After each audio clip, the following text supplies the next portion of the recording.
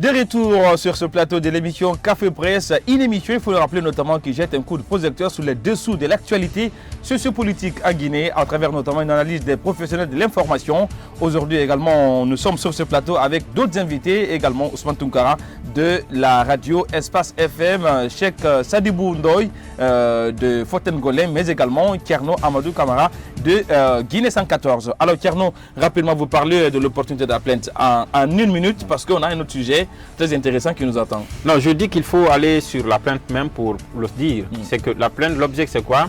C'est une plainte contre la Guinée pour violation de droits communautaires. C'est quoi ces droits communautaires? C'est qu'il y a des principes au niveau de la CEDEAO selon lesquels on ne change pas les lois électorales à 6 mois, à une certaine période de l'élection, mais aussi il y a le respect de principes démocratiques. Qu'est-ce qui est reproché au pouvoir de Conakry? C'est d'avoir fait une constitution. D'abord, de l'avoir falsifié dans le but de s'offrir un troisième mandat.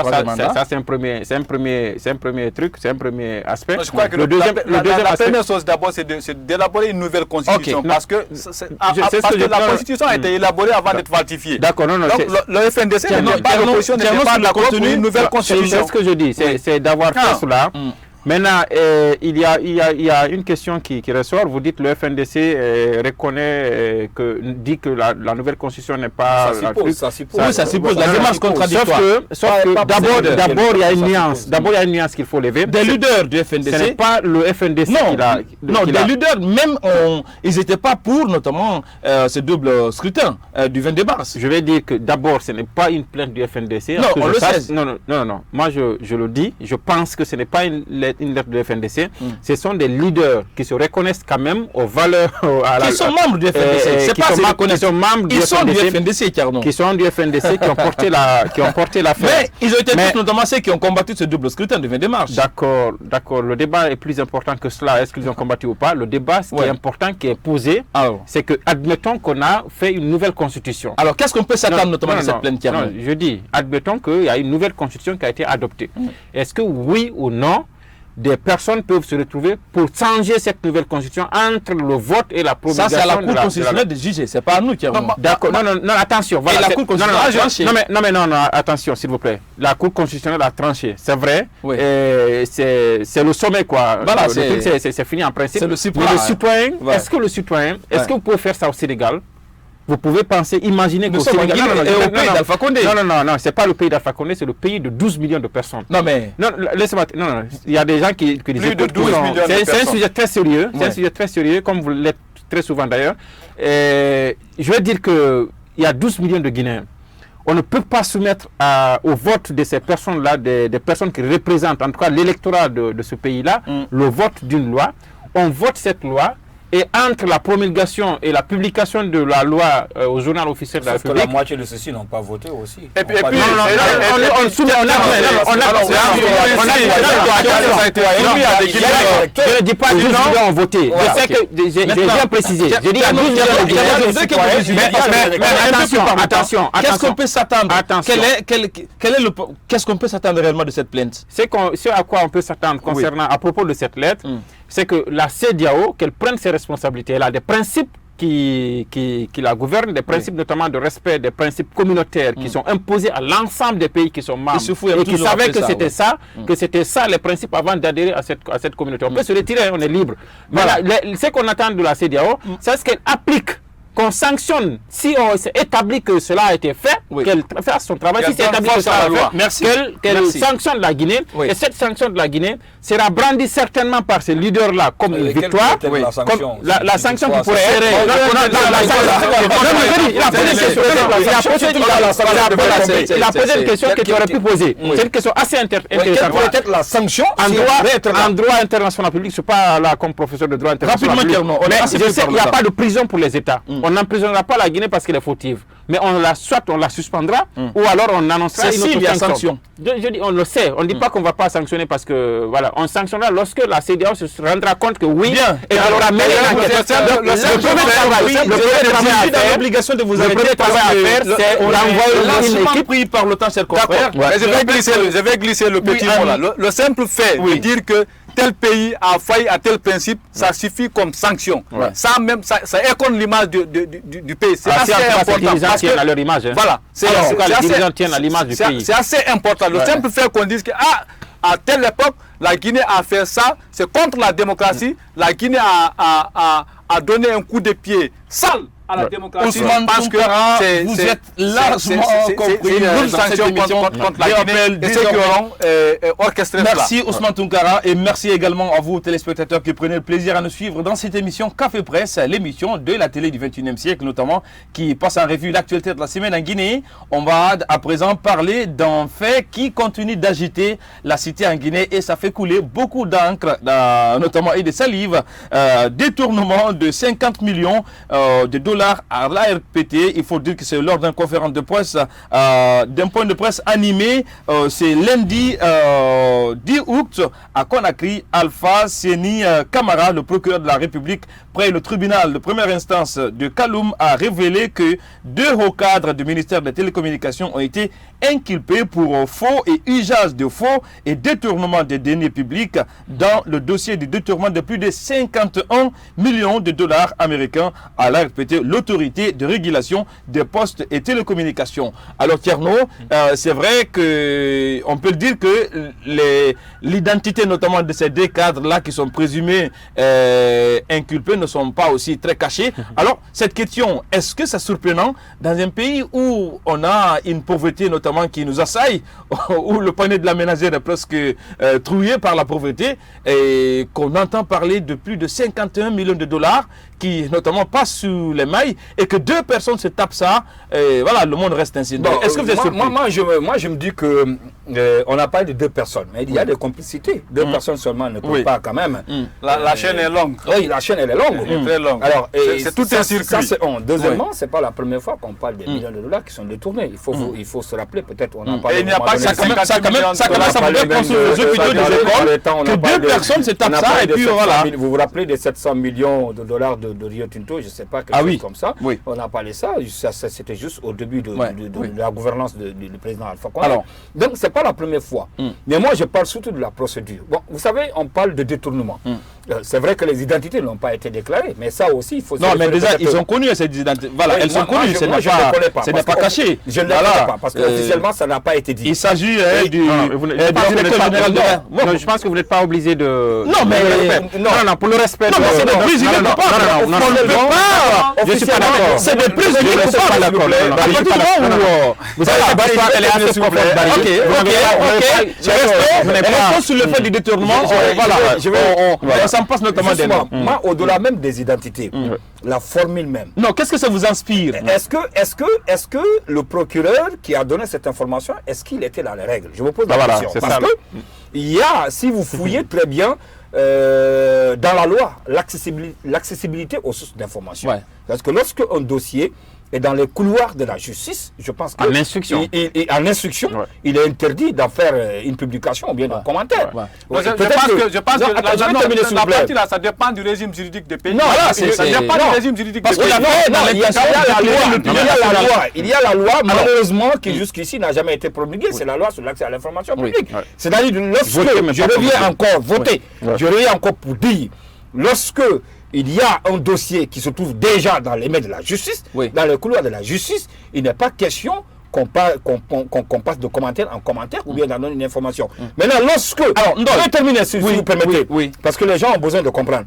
Lorsque maintenant le même dossier est enclenché, on a commencé à poursuivre, à un moment donné, le procureur de la République est censé revenir pour faire un peu, si vous voulez, l'état de lieu et l'état d'avancement du dossier en question. Mais à quelle occasion le procureur lui-même, il a parlé de ce dossier? C'était à l'occasion d'une conférence de presse. Est-ce que la conférence de presse a été organisée uniquement pour... Non, c'était pas axé sur ça. C'était une occasion, ce qui n'est pas normal. C'est pourquoi j'ai dit, je vais terminer cette partie, c'est pourquoi j'ai dit, est-ce que le procureur lui-même, il est dans les règles pour avoir annoncé.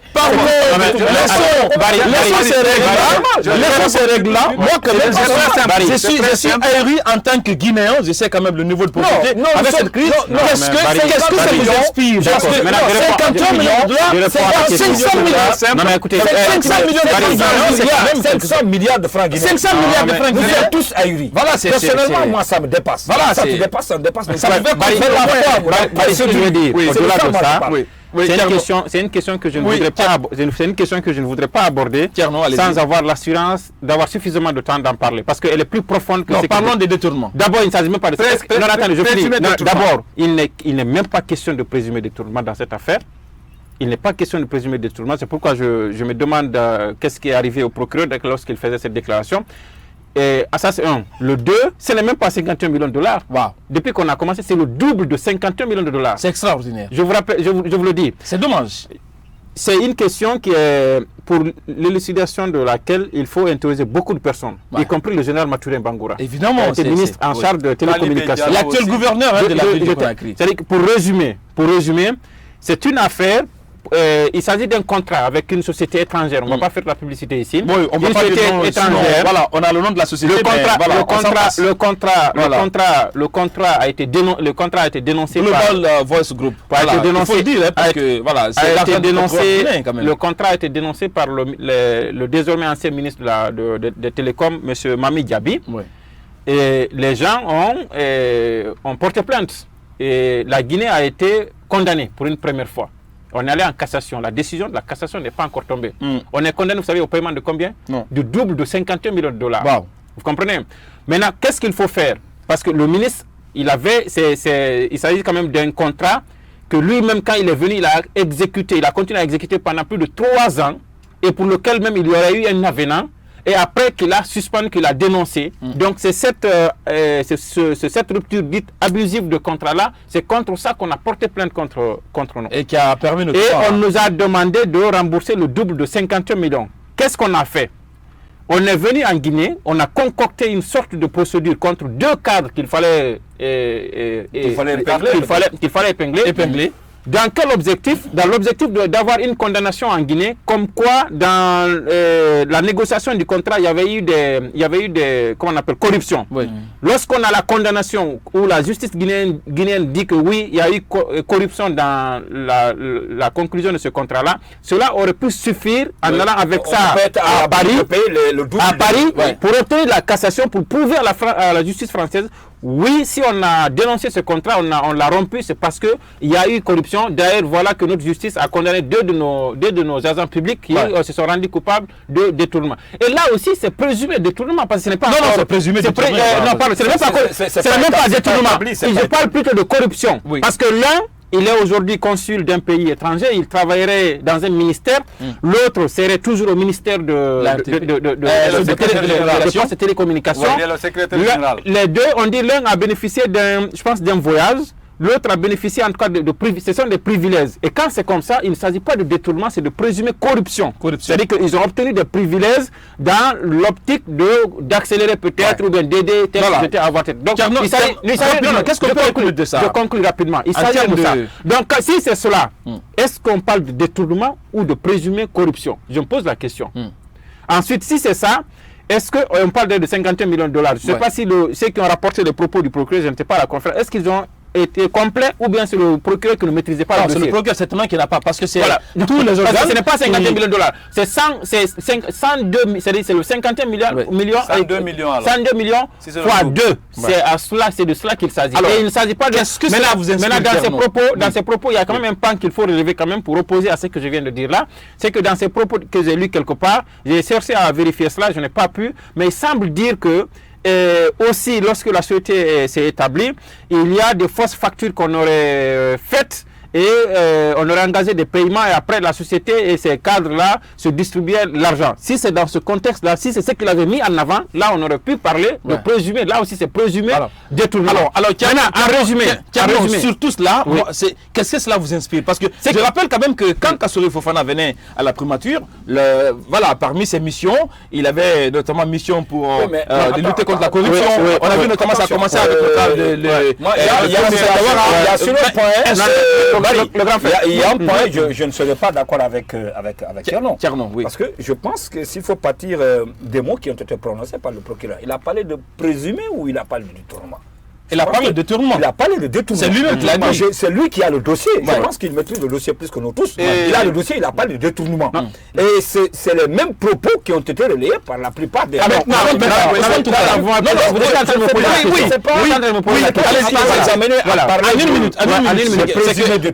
cela. Qu'est-ce que ça ressort comme notion en termes notamment de toutes les politiques menées en Guinée pour lutter contre la corruption? D'abord, la première nuance qu'il faut lever, c'est que ce n'est pas si c'est un détournement avéré, il ne s'est pas fait au temps d'Alpha Condé. Ça, il faut d'abord préciser rapidement.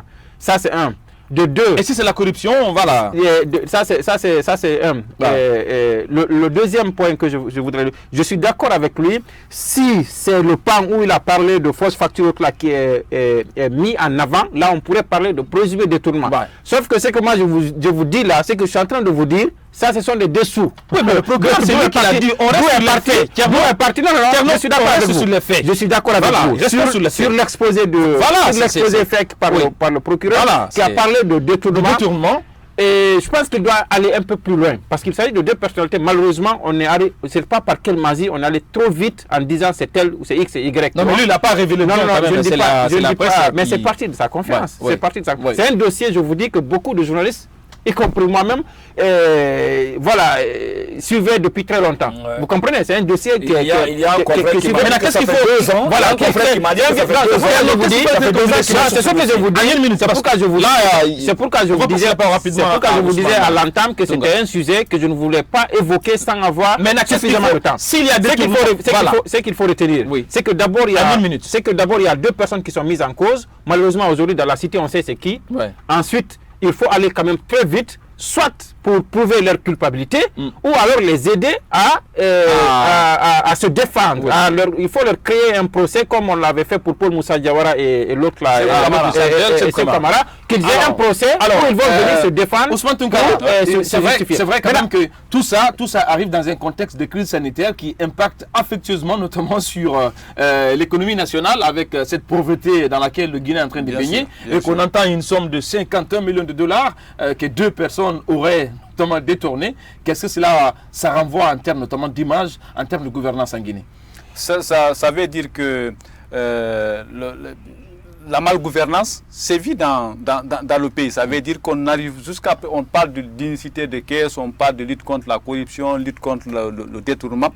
Mais si cela est avéré, ça veut dire qu'il y a des efforts supplémentaires à fournir parce qu'on n'arrive pas encore à mettre la main sur le mal. La main sur le mal. Ça veut dire qu'il faut se battre davantage pour arrêter ce fléau dans ce pays. Non, mais est-ce qu'il y a une volonté réellement? Parce que c'est ça aussi. Il ne s'agit pas de dire que nous voulons... Il faut te dire et faire aille de pair. Si cela n'est pas, je pense que tout ce que nous sommes en train d'entreprendre comme initiative pour mettre fin à la corruption, je pense que c'est illusoire. C'est que Sadi Boundo s'était posé une question au début. Est-ce que la démarche du procureur elle est normale, elle est justifiée ou pas? Je pense que ça c'est très facile. S'il y a des circonstances particulières qui ont amené le procureur près le tribunal de première instance de Kaloum, justement, la conférence de presse, il l'a pas fait pour parler de ça. Mais quand même, tout le monde s'est parlé de ce présumé détournement. Tout le monde s'est donné la spontanéité avec laquelle il a répondu sur... Est-ce que c'était normal qu'il évoque ça là-bas? Alors, il faut, avec ce dossier, dans ce contexte-là, qu'est-ce que le chef de l'État devrait faire? Parce que c'est vrai que... C'est que le chef de l'État doit faire, c'est de laisser la justice faire son travail. C'est ça, il est le premier magistrat, mais... Mais est-ce que le président s'est initié sur cette adresse? Non, il pose la question de savoir qu'est-ce que le président de la République doit faire. Parce que c'est... la justice faire son travail. La justice aussi doit être intègre et faire normalement son travail selon les principes. C'est aussi simple que cela. Oui, Tiernon. Pour terminer, et peut-être sur ce sujet, pour moi-même, il y a 2 affaires, il y a 2 procédures. il y a une procédure au niveau local qui fait beaucoup de bruit, mais moins importante que celle qui est en cours en France. Voilà, ça, on parle du double de la somme. Voilà, du double de la somme. Ouais. On risque à la cassation, on risque si on est condamné, parce qu'au début d'ailleurs, ce qui avait poussé l'ancien agent judiciaire de l'État, qui est devenu ministre maintenant en charge de la justice, qui avait fait un communiqué, quand le ministre Diaby était sur ce front-là contre la AVG, la société en question, beaucoup ont dit qu'il était en train de se substituer à l'État pour aller dans un procès contre une entreprise qui avait un contrat en quelque sorte avec l'État parce qu'avec l'ARPT. Après, il y a rapidement l'agent judiciaire de l'État qui a fait un communiqué pour dire non, de toutes les façons, c'est lui qui le fait au nom de l'État. Maintenant, l'enjeu c'est quoi? C'est moins ces deux cadres-là qui sont impliqués, qui sont accusés, c'est moins ces deux-là que ce qu'on risque de payer à l'international. C'est qu'on risque de payer à l'international et notre image à l'international, parce que si cette société remporte ce procès-là contre la Guinée, parce qu'on a fait une rupture abusive de contrat, on va non seulement payer des trucs, mais ça salit un peu, ça ternit l'image du pays. Maintenant, pourquoi ne pas questionner celui qui a, dans ce débat-là, celui qui a fait cette sortie. Non, pas cette sortie, mais le ministre qui, à son époque, a dénoncé ce contrat, peut-être selon ses propres humeurs, parce que c'est un contrat quand même qu'il a exécuté lui-même. On parle du ministre Mami Diaby. Pourquoi? Parce que il y a ce qui se trame, il y a dans le couloir, ce qui se dit, c'est qu'il serait derrière cet état-major. Si c'est cas de son cité, c'est que le ministre ne peut pas rester. Cette affaire masque deux choses. Pourquoi ils n'ont pas, en citant ces deux cadres de l'ARPT, pourquoi ils n'ont pas cité pourquoi ils n'ont pas cité celui qui était ministre à l'époque? C'est lui qui signe le contrat. Pourquoi on ne l'a pas cité? Ça, c'est un de deux. Pourquoi c'est maintenant que ça sort? On veut donner l'impression que le nouveau ministre en charge de télécommunications qui est venu est propre. Viendrait avec une idée de vengeance sur le qu'il serait à l'origine de ce dossier. Alors que selon les informations que moi j'ai, le ministre, l'actuel ministre d'ailleurs, serait en train de négocier avec son homologue qui est en charge de la justice, qui était agent judiciaire de l'État, mais aussi pour avoir de nouvelles directives de la primature, afin de faire en sorte qu'on trouve une solution avec la société. Je pense que sur la question, si on parle de raccourci, on n'aura fait que déplacer le problème. Puisque ça a éclaté, il faut aller au fond. Il faut aller jusqu'au fond. Régler la chose. Non, je suis d'accord. Je reconnais. Si tu me fais amende, il a dit quelque chose que j'aurais pu dire, je pense que c'est vrai. Aujourd'hui, puisque ces deux cadres sont mis en cause pour l'exemplarité, pour le principe de l'égalité, il faut que ces gens-là soient d'abord mis à la disposition de la justice et que la justice rapidement leur offre l'opportunité d'avoir un procès. Rapidement, comme on l'a fait avec qu'est-ce qu'il faut s'attendre notamment d'abord du président de la République, mais pourquoi pas du Premier ministre quand même qui est le chef du gouvernement. Là, tout ce qu'on parle là, ça relève d'un gouvernement, c'est un département. Je pense que le procureur de la République, à partir du moment où ça a été enclenché, il est en train de faire son travail. Et comme Tounkara le disait tout à l'heure, le président de la République, c'est de laisser la justice faire son travail. Et à partir du moment où déjà le procureur lui-même, à l'occasion d'une conférence de presse, a déjà enclenché la balle est déjà partie. On revient encore à non, ce procureur sur cette affaire. C'est une déception. Alors, vous l'avez il ne parlera pas parce que assez pris par le temps. C'est une grande déception si c'est le cas.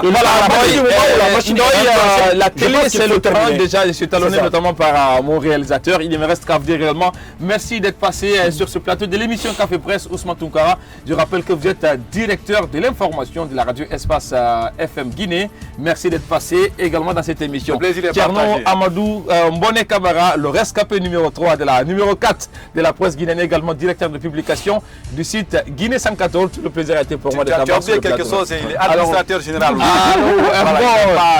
C'est Fadou Boundoy qui est en train de réfléchir entre notamment est-ce qu'il faut rester ou il faut aller, mais pour l'instant vous êtes le directeur général notamment de la radio. Nicolas Nefom, tout le plaisir a été pour moi de vous avoir dans l'émission Café Presse. Alors, vous également, chers téléspectateurs, j'espère que cette émission vous a aidé à mieux comprendre notamment ces 3 sujets que nous avons épluchés dans cette émission. Il ne me reste qu'à vous dire merci pour votre aimable attention. Surtout, ne zappez pas, car la grille des programmes de Star 21 TV reste riche et variée. Et à bientôt dans cette émission Star comme pour la semaine prochaine avec d'autres spécialistes de l'information. Merci à vous.